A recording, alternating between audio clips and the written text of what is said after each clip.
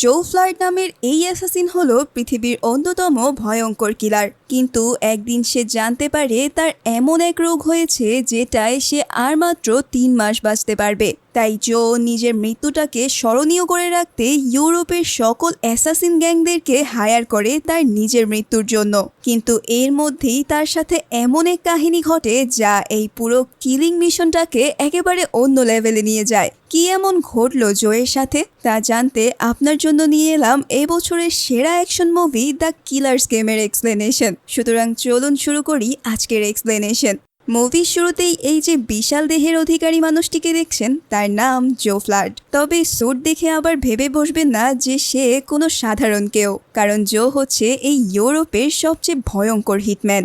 আর এই অপেরা হাউসে জো এসেছে এক কন্ট্রাক্ট কিলিং মিশনে। আজ তাকে মারতে হবে হাংরির সবচেয়ে বড় গ্যাংস্টারকে। তাই তো জো তার কুল স্টাইলে প্রথমেই গ্যাংস্টারের বডিগার্ডগুলোকে উপরে পাঠাতে থাকে। এখানে জো যে স্টাইলে তাদেরকে খতম করছে তা দেখেই আপনি নিশ্চয়ই বুঝতেই পারছেন যে জো কি লেভেলের একজন অ্যাসাসিন। যাই হোক, টপাটপ সবাইকে খতম করে জো চলে যায় আসল বসের কাছে। সেই মাফিয়া তখন মন দিয়ে অপেরা ডান্স দেখছিল, আর তখন সে ঠিকই বুঝে যায় যে তার লাইফের টাইম ফুরিয়ে এসেছে। তাই সে জোয়ের কাছে তখন 10 সেকেন্ড টাইম চায়। কিন্তু জোয়ের কাছে কি আদৌ এত ফালতু টাইম আছে? সে তার কোনো কথাই কান দেয় না এবং কোনো বিলম্ব না করেই তাকে সাইলেন্সার লাগানো রিভলভার দিয়ে সেফ একটা হেডশট দিয়েই তার কন্ট্রাক্ট সাকসেসফুল করে দেয়। ইতোমধ্যেই ওই মাফিয়ার বডিগার্ড আর সেখানকার সিকিউরিটি গার্ডদের মধ্যে গ্যাঞ্জাম লেগে গেলে দুপক্ষে শুরু হয় গোলাগুলি, আর এতে পুরো অপেরা হলে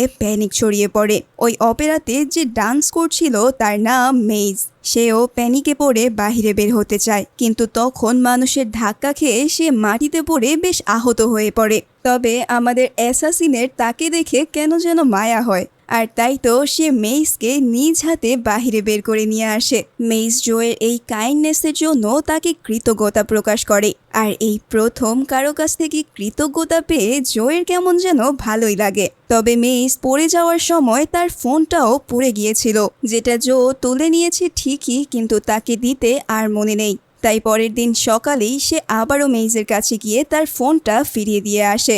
আবারও জোকে দেখতে পেয়ে মেইজ এইবার তাকে ডিনারের অফার করে বসে, কারণ হাজার হলেও জো যেহেতু তার প্রাণ বাঁচিয়েছে তাই একটা ডিনার তো সে ডিজার্ভ করেই, তাই না?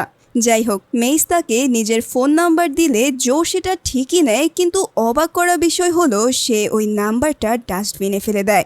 এখন বুঝতেই পারছেন একজন হিটম্যানের লাইফে মেয়েদের ইনফ্লুয়েন্স থাকা কোনো মতেই ঠিক না। তবে তখন জোয়ের হঠাৎ করে কি যেন একটা মনে হয়, তাই সে আবারও নাম্বারটা তুলে বাসায় চলে আসে।